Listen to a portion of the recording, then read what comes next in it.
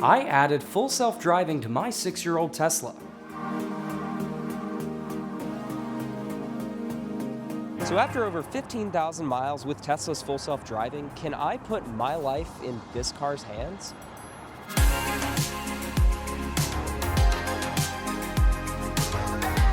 This video is sponsored by Soundstripe. The future is here. Well, it's not flying cars or lightsabers or even laser beams, but full self-driving cars are actually a thing now. From Waymo to Tesla and Cruise, there's a lot of different options on the road now. And like any new technology, there's a lot of different reactions to it. But what if I told you that Tesla's full self-driving in its current state is not only safe to ride with, but actually safer than you driving? Tesla's full self-driving is normally kind of expensive. Basically, you've got two options. You can subscribe for $99 per month, or you can buy it outright for a hefty one-time fee of about $8,000. So, yeah. One day, thinking about all this though, I was scrolling through the Tesla app checking out the upgrade section for my Model 3 when something kind of caught my eye. The price to upgrade to full self-driving from my tier had dropped to just $2,000. It turns out this is because my Tesla was running a now discontinued tier of autopilot called Enhanced Autopilot. I won't bore you with what makes this different than basic autopilot. You have lane changes and other things that basic doesn't have, but basically Tesla had an incentive to get people off of this so they didn't have to continue to maintain it. When it was $8,000, it just didn't really seem worth it, but $8,000, $2,000? Yeah. So without overthinking it, I just grabbed my phone, opened that upgrade section back up, and I hit purchase. I bought full self-driving. That's it, right? Well, not quite. Since my Tesla is from 2018, it actually ships with an older version of the Autopilot 2.5 computer. But Tesla does things a little bit differently. Since I bought FSD outright, I could get the Hardware 3 full self-driving computer upgrade for free, normally a $1,000 install at no extra cost. So I had to go ahead and schedule a service appointment. So I went into the Tesla app, booked one in Chattanooga on a day I was returning from a work trip since they had earlier availability than Atlanta, and I rolled up and they got to work. Now, if you've seen my Tesla service video, you probably remember my positive experience last time I had some warranty work done. This time in Chattanooga wasn't much different. The main thing though was since this was a voluntary upgrade, they couldn't actually offer me a loaner or any Uber credit, but their service advisor Autumn moved heaven and earth to make sure that my car was ready by the end of the day. I seriously can't emphasize enough how awesome she and the gang at the Tesla Service Center in Chattanooga were. They're a newer location too, so I made sure to leave them a Google review. This was also still in the immediate aftermath of the corporate layoffs that Tesla had recently went through. So the care and attention to detail that they showed were leagues above anything else I've experienced at other car dealerships. And they ended up finishing it pretty quickly too. I dropped the car off at about 9:30 in the morning and was back on the road by just 5 p.m. Now that I had the Hardware 3 computer, I actually had access to Tesla's latest version of full self-driving at the time, FSD version 12. But this actually marked a pretty monumental shift over the past 11 versions of FSD. For the first time, Tesla actually trained the car how to drive by putting an AI in front of thousands of dashcam clips of human drivers instead of just explicit lines of code. But rather than me just explaining this to you, why don't I just show you the difference this makes? Let's go for a drive. So let's say you get done from lunch, you don't remember where you parked, or you know where you parked and you don't want to have to walk all the way back to your car.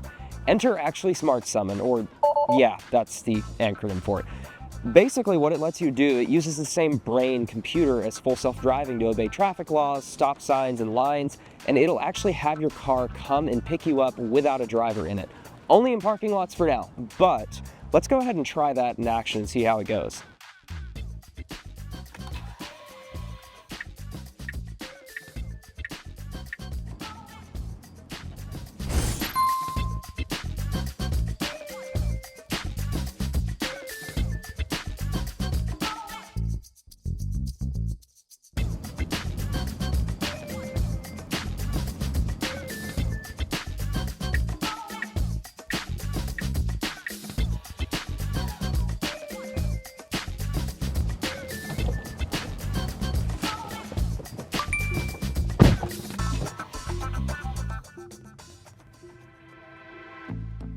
Next up, I decided to get someone who had never experienced Tesla's full self-driving to see what they think about it. So I'm here with my friend Mallory. I'm gonna show her the full self-driving in the Tesla. I don't think you've ever experienced it, have you? No, I haven't. So have you ever ridden in a Tesla? I have ridden in a Tesla a couple times, Yeah. maybe 3 or 4. But you haven't seen anything about full self-driving? No, not at all. Okay, so you're in for a bit of a treat. It's crazy how I'm well this excited. works. And I'll explain kind of the ins and outs of it as we go, but for now, I'm just gonna go ahead and punch in Atlantic Station. So let's go over here, punch that in the maps, and all you do, you go into drive, start rolling. Okay, and now, I'm not driving anymore. Wow. And now it's on. Did you press anything? I pressed the, just that, One click. the stop. That's it. incredible. The cool thing is it saw that person too right there walking and it stopped. And you can see them on the screen, which is really cool. It's fully object aware. So it has a system of 8 cameras, always recording around the car at all times. There's one on the back, there's one on the pillar, then you've got 3 right here, and you've got an interior camera right here watching you. Very cool. So here we're rolling up to a stop. Let's see what it's gonna do. It's gonna pull forward for visibility just like a human.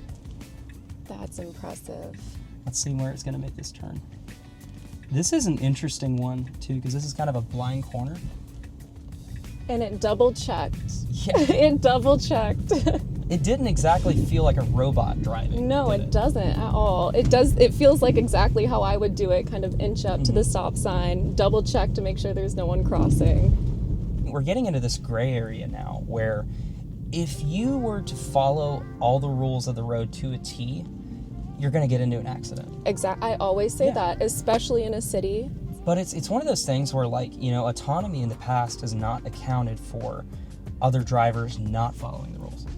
So that's where it gets a little bit interesting, a little bit fishy with that. That's very true. You know, they always say, like, I'm not worried about myself driving, I'm worried Yeah. about other people driving. And if you're in a self-driving car who's only thinking about, hey, I'm doing the right things, I'm following, then So this green dot right here basically means that it's tracking my eyes right now.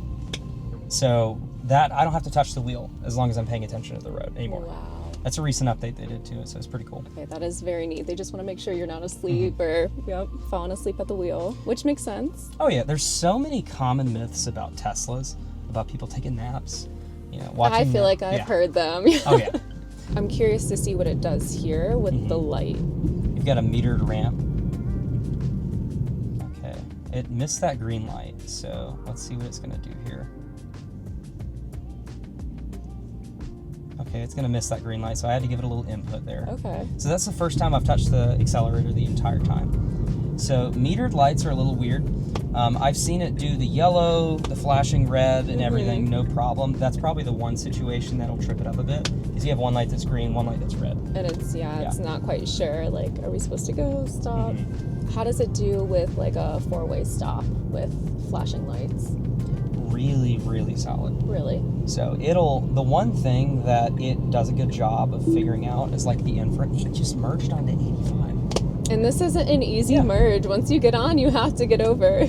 It's very much like the zipper merge that people talk about, and it did it better than I could have. The thing that FSD does a good job of is noticing which cars get there first and have the right of way, or if which car is actually going to stop, basically. You know, we were talking about earlier, like quickly having to whip into the next lane or merge or something. And I feel like, you know, say somebody brake checks you here and you have to get over, I have to look completely behind me in my blind spot. And I feel like this car would just be able to tell if there's someone behind us and get us over to safety if needed.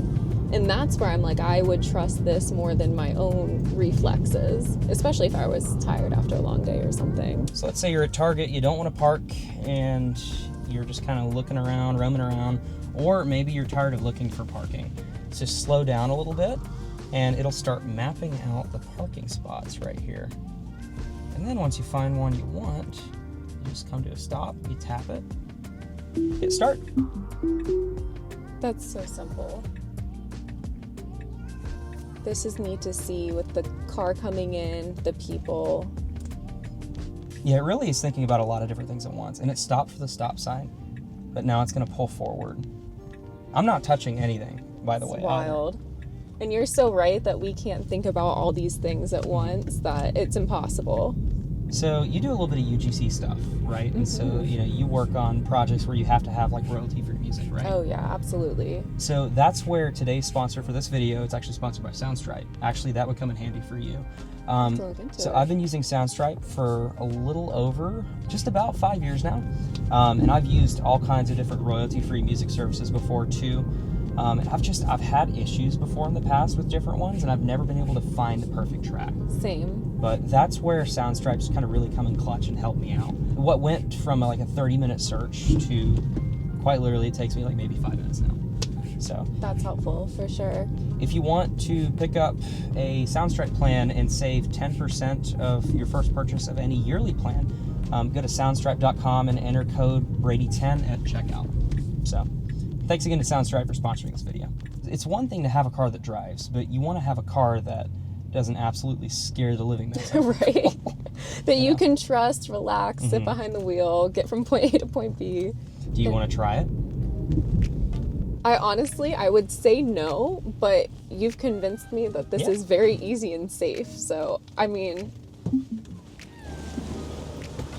oh wow. And I don't even have to worry about my feet touching. You don't? You can if you want. I would still adjust everything just to make sure if you need to take over, you're comfortable. Are you ready? Yeah. And we have our destination? We do. Awesome. And if you want to put it into FSD, you press that down once again. So is it going to drive? You can try it here if you want. You can see if it'll engage. Oh, it will. Oh. That's so impressive. I have more trust with this right now than I would probably letting my friend drive me around. I'm not gonna lie.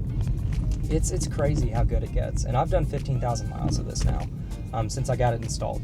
So it's, I tell people all the time, oh, I trust it more than me. And they're like, I don't believe you. And then they'll ride with me for a while and they're like, stop driving, put it back on. No, I believe it. Yeah. I have passenger seat anxiety for sure. Like, I love driving, I love cruising around, but as soon as I get into somebody else's car, I kind of just naturally get a little anxious. I've been in wrecks, I've been T-boned before, that whole scenario. I like that it does feel like the car is looking out for you, sort of You want to thing. auto park here?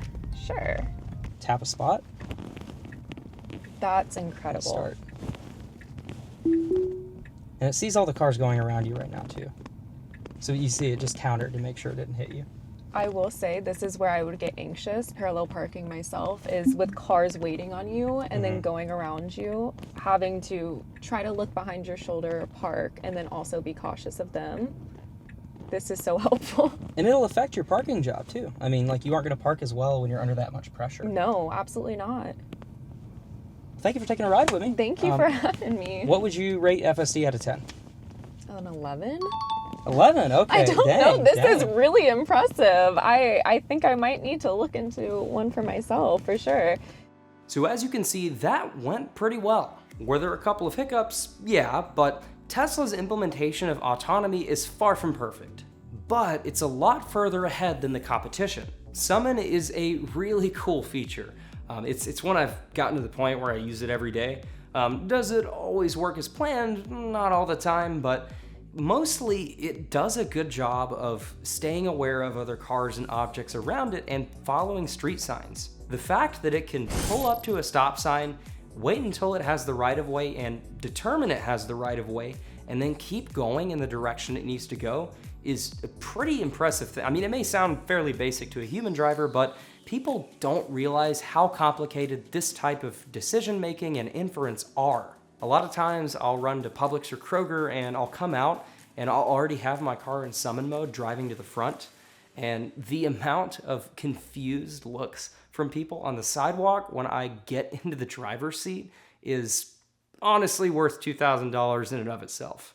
The biggest quirks I've noticed with FSD though have more to do with hesitancy than they do with safety issues. Plus, version 12 is a huge leap in speed compared to previous versions. It'll get you to where you need to go a lot faster, but it's still approaching the speeds that a human driver can make maneuvers on the road. The surprising Achilles heel of FSD at the current moment though is actually sun glare.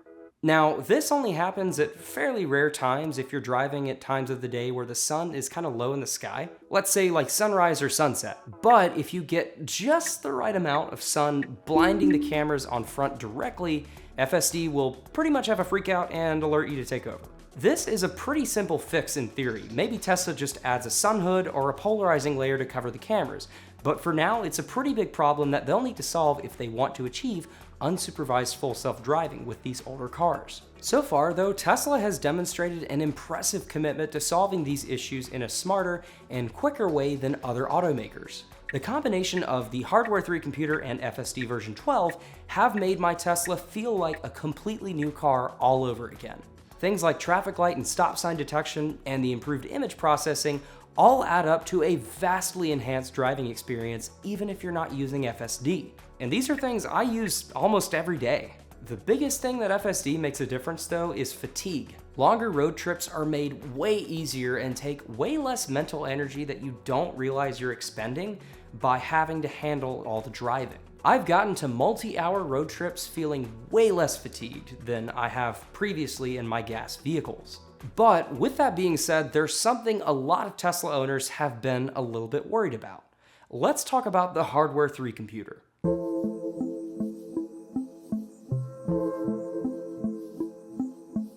This is the FSD computer I had installed in my Tesla to be able to run FSD v12, but it's not actually the latest version. That would be the Hardware 4 computer, also known as the AI4 computer. At this point you may be thinking, it's already outdated? Well, not quite.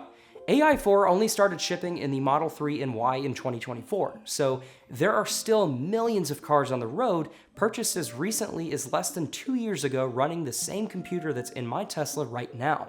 With all the advancements in computer technology and with version 12, we've started hitting the limits of the Hardware 3 computer. Updates have come to newer cars far quicker than older ones like my Model 3. And until recently, many Tesla owners worried that updates for these cars would stop altogether.